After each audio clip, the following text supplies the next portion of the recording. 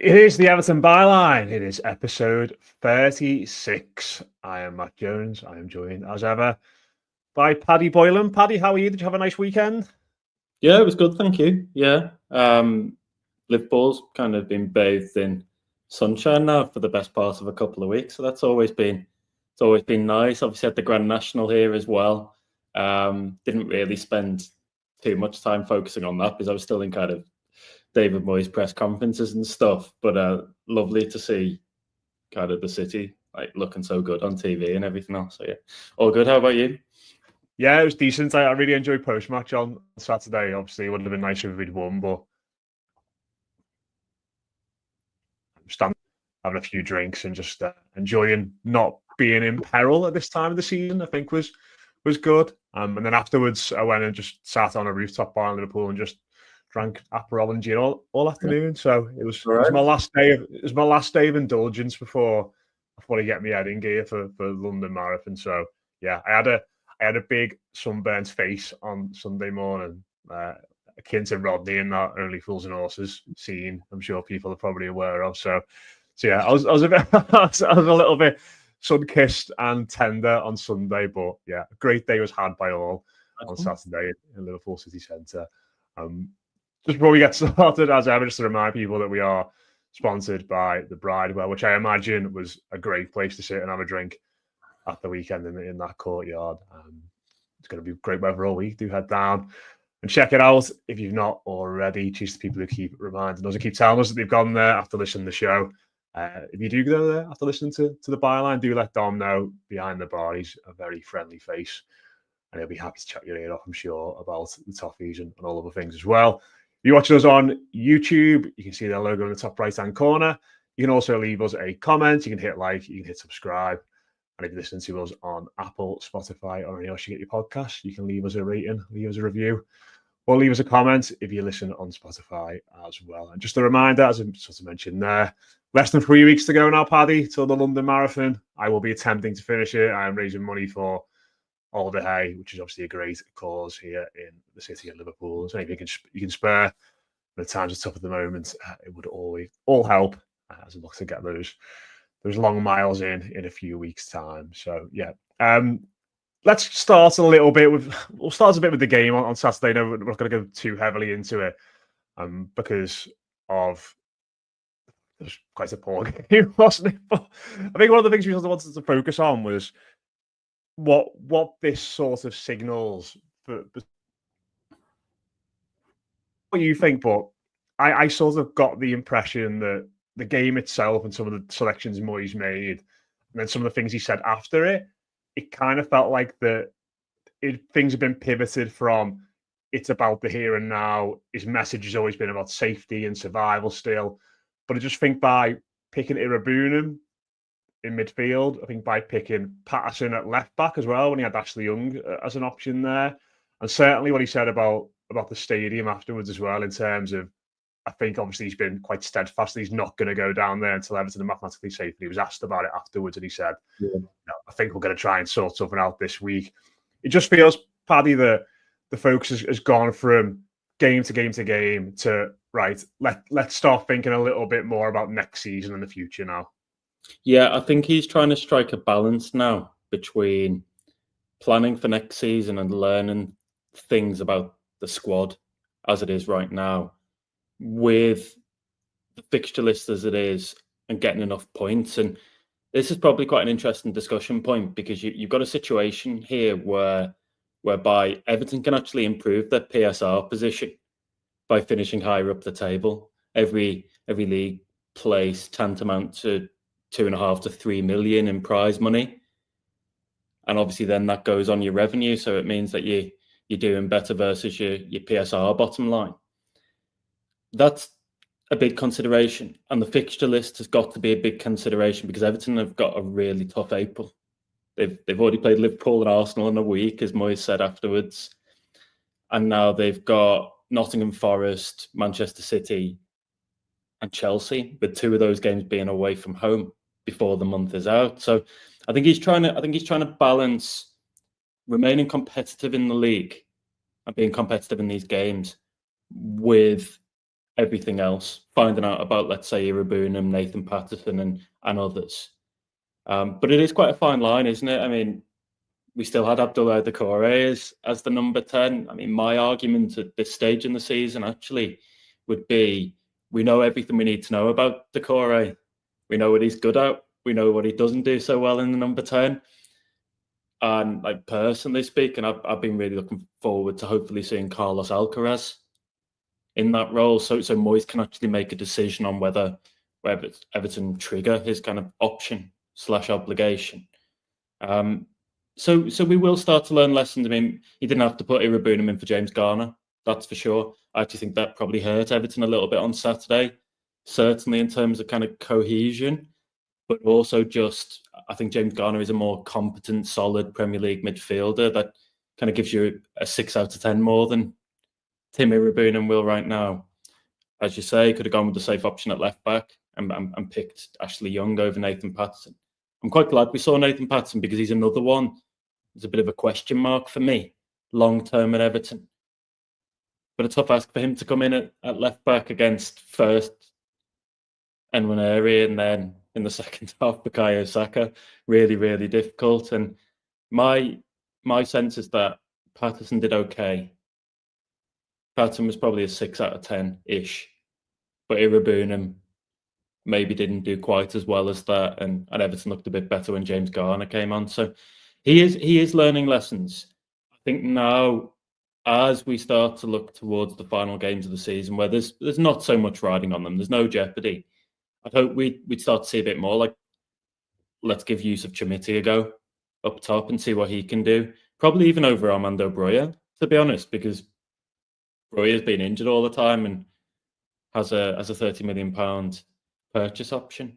Let's see what Chamiti can do and see whether he can be part of the picture next season. Patterson, Irabunam to an extent, but certainly Carlos Alcaraz. I don't know about you, but it now feels like the time. If even Moyes, and Moyes is so kind of been so steadfast in saying I'll only go when Everton are safe. If even he thinks Everton are safe now and is set to go to the new stadium, then it feels like now's the time to mix this up and maybe learn some more lessons. Yeah, I think in the past, and I always remember having this conversation with Rob years ago, and it was about Lookman and how Everton should have used the time when they were effectively safe under Allardyce to have a good look at him.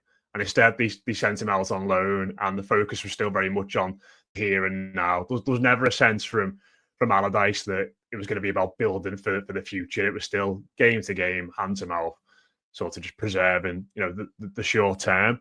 But I think the situation Everton at the moment, I'm not surprised he didn't go all those changes at once, because I think you're right. There are things within all this which are quite a fine balance to strike. Because say if he's gone Patterson and he's gone Irabunam in central midfield, then you might just want the safety of Doucoure being the experienced player ahead of them. If you take Doucoure out as well, you've got Alcaraz, then all of a sudden that midfield looks completely different. Maybe the same a little bit with Broja coming on for Chamiti as well, in the sense that, as much as I want to learn loads about these players, like I still want Everton to get results at Goodison Park in the final 4 games of the season, and for us to all be able to enjoy the aftermath as we did on Saturday to that extent. And I still want to see Everton getting good results and staying potentially in touch with West Ham, Tottenham, Man United, all those teams, so we can potentially make money that way as well. But you've still got to try and learn lessons about the future too. So I'm not surprised he's kind of done it in drips. Like, it wouldn't surprise me, for example, say if at the weekend, if Mikalenko's back in the team and he decides to go with James Garner again, then you see Alcaraz start, and then you see Chamiti as your first sub coming off the bench. So I think it's quite a good way. On the flip side, I imagine someone like Tim Irabunam, who, like you said, didn't have a good game at all on Saturday. He might look at it now and think, well, what do you expect? I came into the team for his first start in, God, must be what, like 4 months? He's not started the game for ages, has he, with his injury issues? Arsenal, who rested players, but they had £100 million midfielder in Declan Rice, European champion in Jorginho, Mikel Merino, who costed like another 50 million or whatever it was in the summer. Like, it's a tough ask, isn't it? That for a young lad coming in for his first game and just and then potentially not playing well and then being out the team again. So there's all these little things I think Moyes has kind of got to balance between now and the end of the season, which it's a situation we all want to be in. But for someone of his experience, it's going to be done here and there, fits and starts. It's not going to be all the lads who are leaving at the end of the season out, or the ones who could potentially be in beyond the season in, because that would potentially just negate our competitiveness. And as we've mentioned, while there's no peril in terms of the relegation, there are still a lot of things to play for, be it financially or be it emotionally in the case of Goodison Park. Well, I think it will be a drip feed. So we will see that balancing act continue between now and the end of the season. I'm sure at certain points, Yusuf Chamiti will get a go, and Armando Broja will get extra minutes, and so on. Alcaraz deserves a chance, I think, in his favoured central role, and hopefully will get it. I mean, one of the things that struck me on Saturday actually was that I almost would have flipped Doucoure and Irabunum and just said to Tim, go and press high up the pitch, win the ball back. And one of the things that I think he's done really well coming on in games recently for Everton is where he kind of picks the ball up and starts to drive Everton forward with that bit of energy, and he wins back possession high up the pitch. Maybe play Doucoure alongside Idrissa Gueye, give yourself a little bit more of a stable spine, and then look to go from there. Because I found he was making bad decisions in bad areas on Saturday, dribbling out in front of his own box and at times losing the ball. And listen, he was far from the only one. Jordan Pickford was doing it. James Tarkowski did it. Quite a few of them, particularly in the first half, did. But I just think it's obviously an unforgiving arena for a young player still learning the game as he quite obviously is. And maybe it's just time to do it that way. Maybe kind of flip it on its head a little bit, and maybe Doucoure's the experience. I find the position on Doucoure fascinating, because obviously they've already made a decision of sorts in not taking up the option on his contract. So that's a decision of sorts. But they are persevering with him, and it's almost as though they feel as though, while he might not be a part of Everton's long-term future, believe he has to be in right now just to help the team get through to the end of the season. I mean, I asked about Alcaraz after the game. I don't know how many people have seen the post-match press conference, and I asked specifically about Alcaraz, what does he need to do to get into the team and to earn that deal? And Moyes' response, after saying, we're not talking about contracts right now, effectively, that's for another day. The rest of it was about Doucoure and how well he thought Doucoure had done on Saturday, and how he felt like their belief was that Beto and Doucoure were the best two for the way Arsenal play. And he felt Doucoure and Beto vindicated the decision. I didn't see an amazing Doucoure performance. So some elements that maybe helped the team. But I think that's quite interesting that it still feels as though when there's a 50-50 decision here, or even a 60-40 decision, he is going to go with somebody like Doucoure just to help Everton get over the line. I think for Moyes, it's quite important Everton finish the season well, get a bit of momentum, but that they also end at Goodison well. I always wonder, maybe do we get a little bit more experimentation in away games? Because he's spoken a few times now about how important winning those games, Ipswich, Southampton, to come at Goodison, even Manchester City, how important that is. So I think that's all in his head, it's all in his thinking, but the default position is obviously Doucoure, isn't it? Yeah, and I look at Alcaraz and think his best performances have been away. I think obviously Palace game and Brentford, I think he was really good that night as well. It just feels like in games where Everton are going to have to counter-attack a little bit more. Listen, we don't have loads of the ball at home, but we do primarily play on the breakaway. That feels like where he's been at his best, getting it, driving forward centrally. But so from that perspective and what he said to you in the press conference after the game, would you suggest that the selection to play Doucoure is more of an indication into how much Moyes values him as a player right now? Or is it one of those where and I had people talking about this, and I've seen discussions about this afterwards, where Everton are getting quite close to that figure.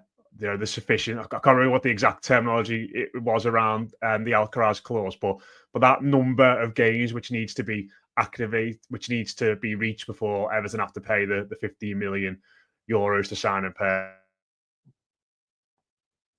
Do Everton still just kind of want to hold the cards a little bit as they get closer to that clause amount?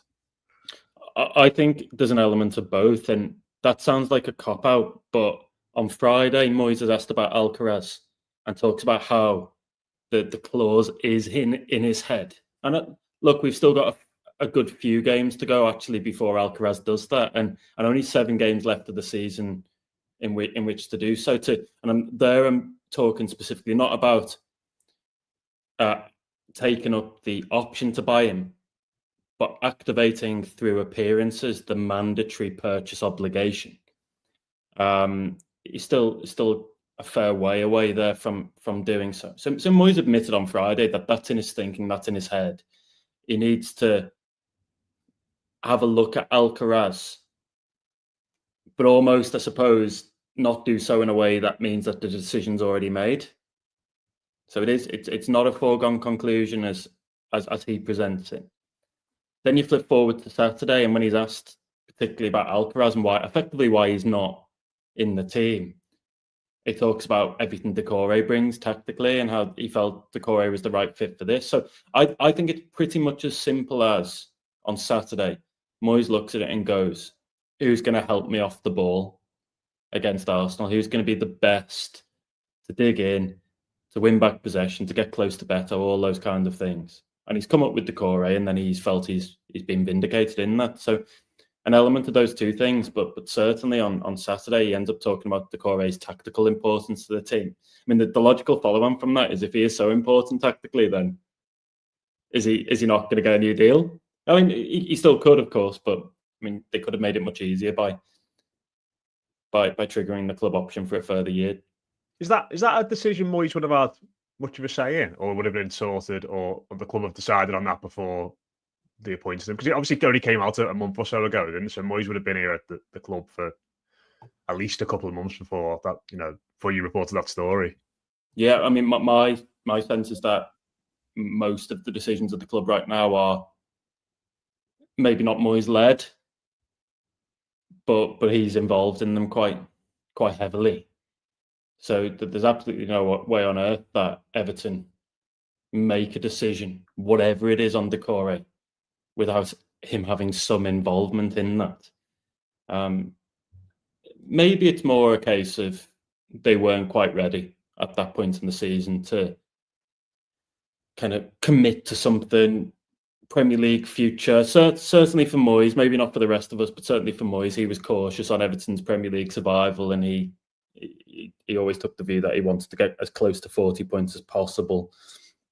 He was still not in a position where the club is making big moves for, let's say, Idrissa Gueye or Dominic Calvert-Lewin right now either. So I think his kind of default position on this is just almost being to just wait as close to the end of the season as we can get it. And that's quite a tough one, isn't it? Because if I'm a player now or an agent, and let's say I'm the agent and my player's a couple of months away from being out of contract, I probably have to be exploring the market. It's only natural then to have a look what else is out there. So it'd be a surprise if that wasn't happening with some of these players. And then I suppose that means that there's an opportunity there for other clubs, and there's a chance Everton, even if they do want to keep some of them, end up losing them. So we keep going back to this idea that an awful lot needs to happen at Everton in a very short space of time. And I think in almost the non-decision over Doucoure, that's another thing, isn't it? Same with Idrissa Gueye. And that's before you even get on to the summer and who needs to come in. So, it's not going to be a quick process, I don't think. Certainly not right now, anyway. No. And it's interesting that because over the past couple of days and seeing what Moyes has had to say, I think I can't remember if it was after the game or before the game, but he said, didn't he, about contracts and how it's not something they're going to look at either. It was either until the safe or until the summer. I think it was until the safe. He sort of said, we're not going to look at any of it And like at the time when your Doucoure story came out, that felt to me like Everton had looked at that situation in isolation and gone, right, we're going to leave that for now. We're not going to take up that option on this player. What else do we need to do? Whereas when you listen to what Moyes has had to say about that and how they're going to wait and everything, like all of a sudden it sort of feels like part of a bigger strategy, if you get what I mean. Like it's not then necessarily saying to Doucoure, we don't want you next year. It's like no one's getting anything for now. We're not making any decision on anything for the time being. So you're just gonna have to hold on. And like that feels less dismissive of Doucoure as a player and him potentially staying to me than it did initially, if you get what I mean. Like it's more part of a collective strategy than looking at it from an individual point of view. But yeah, we'll see. Obviously Moyes likes him. Like I'd love someone to do a deep analytical piece on maybe someone from Mick Green or this on Doucoure and why managers love him, because like there are obvious things he does that are good and he's a presence and all this, but like the little nuances that managers seem to love that like I can't pick up sometimes being in the ground. I find really interesting. Like people, like because the two managers in succession now who have really liked him have kept playing him, even though you look at him sometimes and think, he looks like he's got the wrong legs on each hip at times, in the way in which he runs and the way in which he passes the ball. But yeah, like I mean, I love the bloke, but I just don't get it sometimes. But maybe it's one for yourself or Stathead like Nick to have a deep dive into. Yeah. I mean, certainly you're right in saying that. First Dyche and now Moyes has kind of taken to him and made him pretty much a mainstay in the team, and still there's not much evidence that he's going to be out of the side between now and the end of the season. I mean, like from what I've been told, that there's kind of been a feeling that at Everton that it's been all hands on deck, and that they've known there's a lack of quality in the side. So having somebody in Doucoure who is so consistent in his output in terms of the amount he's running in games, the amount of times he gets into the penalty area, all that kind of stuff has been quite helpful, and they've not wanted to move away from that. And I think we've said on previous podcasts, Iliman Ndiaye is signed in the summer as somebody who can play in that kind of central number 10 sort of role. Dyche tried to move away to Dwight McNeil at one point in the season when he wasn't convinced by Ndiaye in the central role. So they have tried several times to move away from this, and I've just never really found anything that's worked. And certainly whenever I've written about this previously, the thing that really struck me has been Everton's record. We've touched on this on the pod, but Everton's record with and without Doucoure. It's absolutely mad how I wouldn't say reliant they've been on him at times, but how results have dropped off a cliff when he's not been around. Like even last season, there were times when you're thinking Doucoure is out, Everton aren't going to pick up points here, and maybe we're not in that phase right now. The win at Crystal Palace was the first time in I think about a season Everton had won without him, but he is still very, very important to manage. I think it's as simple as they know there's not loads of quality here, and they know that at the very least they need to graft and they need to be in games, and he probably helps out as being a third central midfielder too. Yeah, we've gone off on a few tangents there, but interesting discussion about the game and the future certainly. Our last two topics. The second one's not great one to talk about really, Paddy. But before we'd address it, obviously in the aftermath of the Merseyside derby, a lot of talk about James Tarkowski and the tackle on Alexis McAllister. I think kind of started on the night, didn't it? I think his wife put a post out on her Instagram, short of sharing some of the death threats made towards James Tarkowski, and then obviously she put another message out, I think, on the Thursday morning. Everton had the press conference on Friday, and they handed out a bit of paper to reporters who were there, sort of obviously with their statement condemning the threats towards Tarkowski, his family, and said they're going to be working with him around that. And yeah, it's just awful, isn't it? It's like these sorts of things continue to happen. Obviously, Doucoure himself has spoken about the racist abuse he got a few weeks ago after the derby and that altercation with Curtis Jones. And I think in the instance with Tarkowski in particular, I think when it happened, he was always going to get stick, but it just makes you especially sad when you see family members getting dragged into it as well. And I mean, I don't know what there is to say about it other than it's absolutely people who indulge in this kind of behaviour just need to knock it on the head massively. Yeah, I mean, it is hard to go far beyond that.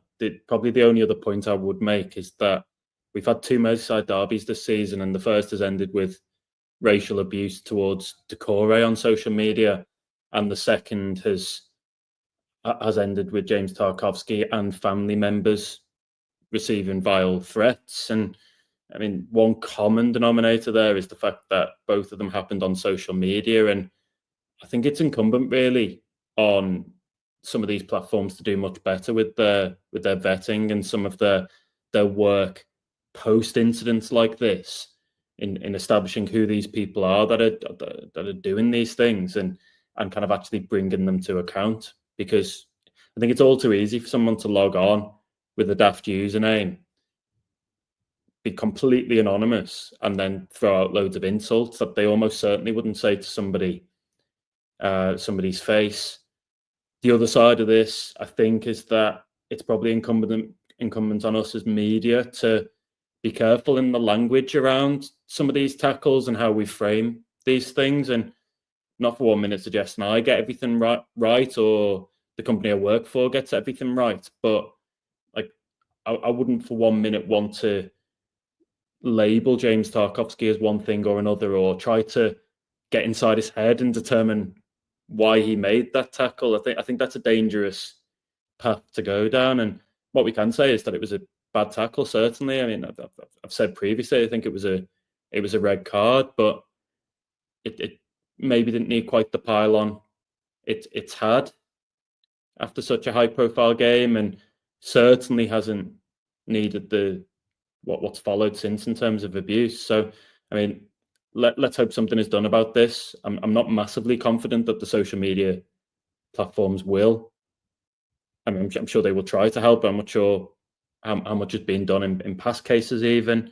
And I hope James Tarkowski's okay, because like everyone makes a mistake on the pitch every now and then. Everyone makes a mistake. I make a mistake every single day in my job, and like it just absolutely doesn't require this, does it? No, and like I think you're right. I feel as bleak as you do about how this is going to change, because you know it's been happening for a while now, hasn't it? In different situations, like you go on some social media platforms now, and it's just a wash of it. Feels like moderation of what's said on not just football.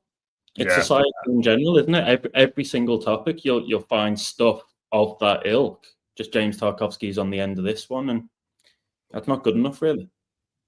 No, absolutely not. And obviously, yeah, we condemn it. It's like you said, Paddy. Just hoping he and his family are okay, because it's grim to see people like who the players are obviously close to getting dragged into all this nonsense. Probably not used to having to deal with this kind of thing at all. But yeah, we'll move on anyway. We are waiting still at the time of recording for official confirmation on when Everton's last game at Goodison Park is going to be played. Obviously, that's Southampton in the penultimate weekend of the Premier League season. And the debate has ramped up. Paddy, I've seen this on social media over the past maybe 24, 48 hours or so. But there's been some developments today. My colleague at the Echo, Dave Humphreys, reported that Everton are effectively working with the council to essentially extend the license around Goodison Park and late night events. So obviously that would mean that the stadium will potentially be able to stay open than it would usually. Obviously at the moment, every game is down for that Sunday of that weekend. So just trying to sort of explain this a little bit. So typically there would be Saturday games, wouldn't there? But the FA Cup final is on the Saturday, and that is now sacrosanct. So no other games can be played in the top flight on that FA Cup weekend. The Friday night, I think I'm right in saying, is out as well as an option because of that, which means that the Sunday will effectively be the entire Premier League schedule, potentially barring one other game, which could be on the Monday. Again, quite fluid. And looking at what's been reported today, and I know you said at Goodison at the weekend you noted a few signs around the ground, sort of alluding to that application Everton had made to the council as well. It looks like it's either going to be the Sunday night or the Monday night. How do you feel about that? Obviously, again, this could be reported by the time this goes out, and a lot of this could be very redundant. But just purely from looking at the calendar and how it could work out, have you got any strong preference either way on when you would like this match to be played? Either be it Sunday lunchtime, Sunday afternoon, Sunday evening, or the Monday night? Because they currently feel like the four options, and based on Everton's application, it feels like they would be pushing more towards the Sunday night or the Monday night. I appreciate a lot of what I would just said there might make absolutely no sense, but that is kind of the grip I've got on it. So if I'm wrong there, Paddy, please feel free to correct me. No, I think that's fair enough. I mean, a lot of talk of Sunday or Monday. At the moment, I'm hearing very little on Friday, and for obvious reasons, Saturday, it being FA Cup final weekend. I'm conflicted by this because, and certainly this is probably the club's perspective as well, we want to give Goodison the best send-off, and that not only includes the 40,000 or so who are fortunate enough to be in the ground whenever that game is played, but it also means for a TV audience globally, let's not forget, ultimately, the broadcasters will have a large say in this. And we all know that at times they effectively pull rank. One interesting thing to note, by the way, is that according to the guideline timetable set up by the Premier League, they should already have announced both match week 36 and match week 37's games. So that would for Everton be Fulham away in sort of mid-May, early to mid-May, and then game week 37, Everton v Southampton, the final home game at Goodison. We're already late there. Not a huge surprise if you know the Premier League and if you've been following their developments over recent seasons, but it is late. I think we'll get something. We should get something this week. That's certainly the indication that we're getting. You can then read into some of the clues from the notices around Goodison that this is likely to be late in the evening, whether it is the Sunday or the Monday. Where I'm conflicted is I understand the need for Goodison to get a send-off and to be like I think the club would rather it was like the one focal point for the coverage, the one focus point, and then all eyes are on Goodison rather than there being X amount of games going on at the same time. But to do so, then you're probably going to have to move to one of the TV slots. That's probably less advantageous to supporters. I mean, like in my head, I naturally, as a journalist, thinking about the work in the game, don't particularly like the idea of Monday night because that inevitably means that the game finishes, let's say it's an 8 o'clock kickoff, the game finishes at 10. On an ordinary match day, finish at 10, managers probably come through to us by 11:15. By the time we leave Goodison, you're looking at 11:30, 11:45, and then I've got to write a piece. So that's an ordinary match day, but never mind what happens at Goodison on the final night. So it's going to be a late one. Sunday evening doesn't sound much better to me, but there's going to have to be some sort of compromise, and I'm pretty certain not everyone's going to be happy with it. I mean, one of the things I found really interesting earlier, Matt, was when we were speaking about this show and when we were speaking particularly about the game, you seemed quite kind of strongly averse to Monday. So, I mean, just from your perspective, as I suppose a match-going fan rather than a journalist, what is it that you don't like about it? It's the idea of people having to sort of rush there and rush back from like a working perspective, and like obviously younger fans as well, like would obviously have to come from school. Like I know there's exams around that time as well, isn't there? You know, speaking to Les, I'm sure he doesn't mind me saying, like one of his lads has got an exam the next day and stuff like that, which could obviously happen on the Monday as well. So it's probably less of a factor, but I just think like the whole day. I sort of want the whole day. And listen, everyone's match day routine is different from that perspective. But like in my head, it would be you would meet people hours before, and you'd be able to spend time with people hours after. And the idea of kind of being in there at like 11 o'clock at night still, like I know the club will have stuff planned where I think on that application it's confirmed there's going to be live music. I'm sure they'll have fireworks, and I'm sure they'll have videos as well. They'll have guests. So hopefully they don't have like West Ham's where they have black cabs on the pitch and stuff like that. Any of that stuff needs to be knocked on the air.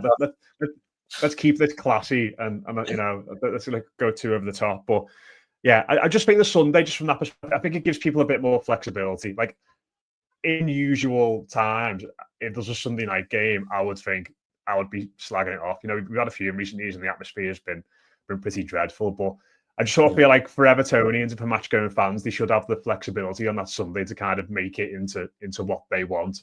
Whereas on the Monday, things are dictated to them a little bit more.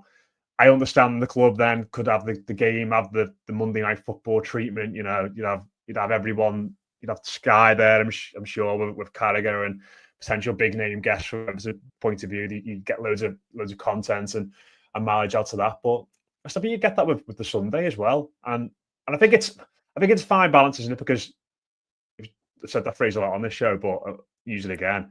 It's one of those because you want, as you said, to give it the big send off, and you want to give it the big global audience. You want everyone to see it, but you've also got to think about the people who are there as well, and you've got to sort of protect their interests as best you can, and give them that, because they're the ones who are going to experience it most intimately, ultimately. So I think they've kind of got to be your priority. So yeah, it is a tough one. Obviously, I don't envy the situation the club's in, but I suppose I imagine this must have been foreseen a little bit, because when they made the request to the Premier League to have this game on the penultimate weekend of the season, they would have known the FA Cup was going to be on the Saturday, and the Sunday or the Monday was a possibility. So I'm sure it's something Everton I've been looking at for a while. But like, listen, if it was Monday night, it could be under lights. It'd be in May. You'd get that great sort of late evening sunshine that sometimes makes the ground look posh. I always think of Calvert-Lewin's goal against Palace and the sky that night. Like, the images around it would be amazing late at night. But if someone said to me it's either going to be 4:30 on the Sunday or 8 o'clock on the Monday night, I think I would go for the Sunday. I mean, what about you? What about your perspective, just purely as a fan? Which one would you prefer? Yeah, look, I think you've articulated the fan perspective on this really well, and certainly that idea of fans being able to dedicate the whole day to the match and to Goodison, that seems quite fitting in the circumstances. You can have loads of people on a Monday rushing from school or work or wherever else to go to the match, and then probably be worrying about what happens the next day with work as well. So I think like my strong preference would be for the weekend, for the Sunday. There's another irony here, Matt, in that like probably when Everton asked for this game to be a penultimate weekend, they'd have been looking at it going, right, final game of the season is normally when people are given the title, when they're relegated, when everything happens. And this just happens to be a season in which, I mean, arguably, unless something mad happens at either end, we basically know the outcomes already. I mean, like, it feels like we know who's going down, certainly. With Ipswich, Leicester and Southampton. Southampton already relegated, even at this juncture in the season. So that's ironic in a sense, that Everton actually would have probably foreseen this going a slightly different way. Like, ultimately, like when this is announced, I'm sure it's not going to work for everyone, and I hope it works for as many people as possible. But from the point at which it is announced, then all the focus does go on to, right, let's make this work, and let's send Goodison off on a high. And that's also going to have to be like a word of warning, a word of notice for that the Everton team, by the way, because Southampton are dreadful. So they surely can't lose to them. That'd be, given how bad they've been this season, still kind of potentially in the mix to not to pass Derby's points total. So yeah. One of the positives of it being a Monday night could be that Southampton would bring 0 away fans. So therefore, you could get as many Blues in the ground as possible. I mean, Sunday night travel back to the South Coast wouldn't be great either, to be fair. But I think even more so on a Monday when people are in work. So perhaps we could have perhaps the last game at Goodison could be historic in the sense that there'll be 0 away fans there, and I don't know. But yeah, it's a tricky one, but I think Sunday all day for me from that point of view. But really interesting one that. So if people listening have got any kind of strong views, I'm sure people have. Let us know what you think about the potential for Everton to finish off the Goodison Park journey on a Monday night. We'll finish off. I feel like we've had a few quite iffy ones over the past few weeks. This one is a little bit better, would you say? Do you know what, Matt? Read it out to me and I'll tell you. So, the number 36, it's just disappeared off my screen. The number 36, could you guess who our most recent wearer of that shirt was? I don't know what happened yesterday, Matt. Never mind. Dele Alli was the most recent incumbent. Dele Alli. I mean, there's only one game we'll remember Dele Alli for, and that's the Crystal Palace match. But to be fair, he made a difference. So yeah, we've also got a couple of young left backs on the list as well. Brendan Galloway had it 18 to 19, and Luke Garbett had it the season before him 17. We've done Garbett chat, haven't we? For sure. I feel like we did Garbett in the 20s. I remember Galloway because when I remember going to West Ham on the last day of the season, I think it might have been 2014-15.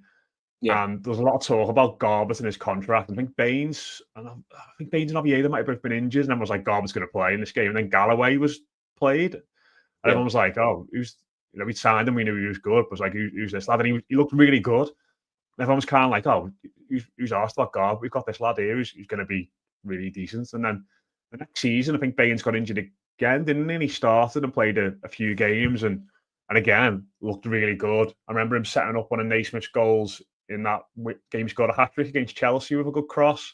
Yep. I remember when we played West Brom away and we beat them 3-2. We came from behind 2-0 down, and he made an unbelievable goal line clearance that night. And everyone was like, "This lad's amazing. He's going to be the business." And I don't really know where it went wrong for him, really, because I felt like after that, he didn't really ever get another go again. No, I mean you're right. I remember looking at him coming through and thinking he was originally billed as a left-footed centre-back, but he obviously started playing for Everton on the left, and they paid a decent amount for a young player to take him from Milton Keynes, and he was part of that kind of famed academy that had also obviously then brought through Dele Alli. So hopes were high. He'd been in the England setup as a youth international, and those early performances were really quite good. I think he always struggled with injuries to an extent, and that was one of his problems. But almost a little bit like Garbett, I think he fell into the habit as well of having loan moves and being out of the team for a while. And so important for young players when they're developing to continue to get minutes. I mean, this is why somebody like Chimiti, I'm so vocal in saying he needs to play. If it's not at Everton, then send him on loan to PSV for a season or back to Sporting, or I mean, maybe not Sporting unless Gyökeres goes. A club in Europe where he's going to lead the line and really develop a little bit like how Jared Branthwaite has. When these players don't play or they're in and out of the treatment table, they somehow just the progress stalls and they never really push on. I almost feel like he kind of got lost in that kind of Everton wilderness at the time where there was so much happening, so much churn. But he looked really promising. At one point, it looked really, really promising. It's a shame. Yeah. He's playing with Plymouth Argyle at the moment, Matt. Yeah. Well, me and Dave went to interview him a few years ago at Luton, and he was great. He was saying like he used to text Rom all the time still. So they were really good pals. I think Lukaku was at Inter at the time. So yeah, fair play. Other players on the list include Jindrik Stanek. Yeah, goalkeeper. Czech goalkeeper. Yeah. Yeah, Tyus Brown, and again, he was on there last week. Don't need to talk about him too much. Toto and Ciala, who had it for 2 seasons. Yeah, He was a local lad, same year as me at school, and we used to do athletics against each other. Oh, really? Yeah, can you believe? Yeah, really good, and had a decent career in the lower leagues. Actually, played for some decent sides. I think he was at Accrington at one point, and I think he played for Oldham at one point. He's doing all right. So same. And also, to be fair, played football against him in my Sunday league. Used to play for a side called Kingsley, just off Lodge Lane, Tiber Street. Played for them, and they used to always absolutely batter us. He was like the stand-up player? He was very, very good. He was just like completely dominant.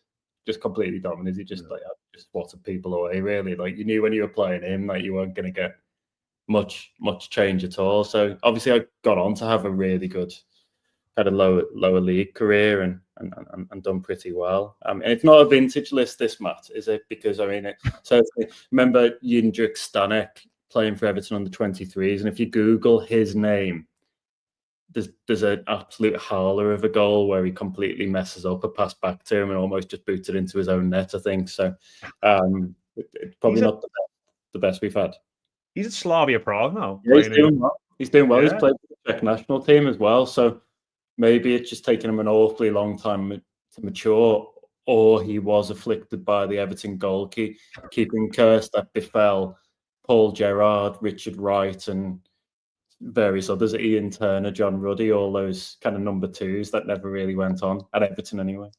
Yeah. We've also got Jake Bidwell, another young left back, wasn't he? I think he played in that famous freezing cold Pate Borisov game. And Jamie Milligan, who I've got nothing to really say about. Jamie Milligan was a winger, and he also played for Blackpool. And Jake Bidwell is still playing now, of course, a much more recent one, playing for I'm going to use the cliche, Frank Lampard's Coventry. Is he there? Is he? Yeah. Playing for them as a left back, and is still like pretty much a regular starter, all things considered. I mean, I always keep an eye out now for Coventry's results, because you've got Lampard, Ellis Sims is there, but not starting many games at the moment because others are more in form. You've got Jake Bidwell, and then a few others within the ranks. So there's at least one other that came through, was originally at Everton before going elsewhere. I think like called Bobby Thomas. So there's quite a strong Everton connection, and they're still, in theory, they're still in with a chance of promotion. They're there or thereabouts with Bristol City and a few others for a place in the playoffs. So I mean, maybe we'll have Coventry City with Frank Lampard coming to Bramley Moore early next season. Good stuff. Just one email should have read out at the start, actually. Just going off we love the stories about players, and Paddy's Toto and Ciala one was great there. Sam Reed emailed us last week about John Hills, who wore number 35. He said, just listen to today's show. I met John Hills while he was at Everton, and I was at university in Liverpool. His girlfriend was in our halls, and he came to the bar a couple of times. Seemed a nice enough fella. Can't remember anything else about him. No shade on him. My memories of the time in that bar area are, shall we say, incomplete. So if you went drinking with any of those players, number 36s, do let us know. We're always keen to find out. It's at evertonbyline@gmail.com if you want to get in touch with us. I don't want to say too much, Paddy, but I've just had a little look at number 37 for next week, and it is amazing. I think it might be the best list of players to talk about we've had so far. And if you listeners like this section, don't ruin it. Don't go and look at what they are and look ahead. Just wait. We might have to do a whole show on 37, I think, because there are some absolute crackers in there. Well, it depends what happens with the Everton news cycle, really, as well, doesn't it? Because it's been quite quiet the last few weeks. After our 1-1 draw at Forest, we might have to just do a whole show on the number 37. But there are some absolute belters in there. That's all I'll say. And if you're listening, don't ruin it for yourself. Wait. Just one other programming note. If you're listening to this on Monday night, this is because the Blue Monday is going to be Toppy Tuesday now, effectively, because the lads couldn't find a time to get together this morning. So if you only listen to this on Monday night for the first time because it's popped into your feed on the way home from work, the byline's usually out on a Tuesday morning. So do come back again if you've enjoyed yourself. If you watch us on YouTube, do hit like, do hit subscribe. Let us know your thoughts on anything we've talked about today. If you're listening to us, leave us a rating, leave us a review, or leave us a comment on Spotify. As I said, if you want to get in touch with us about anything, it's evertonbyline@gmail.com. That is it from me and Paddy this week. We'll be back next week to do our number 37 show and maybe talk about the footy as well. We'll see. Up the toppies. Speak to you soon.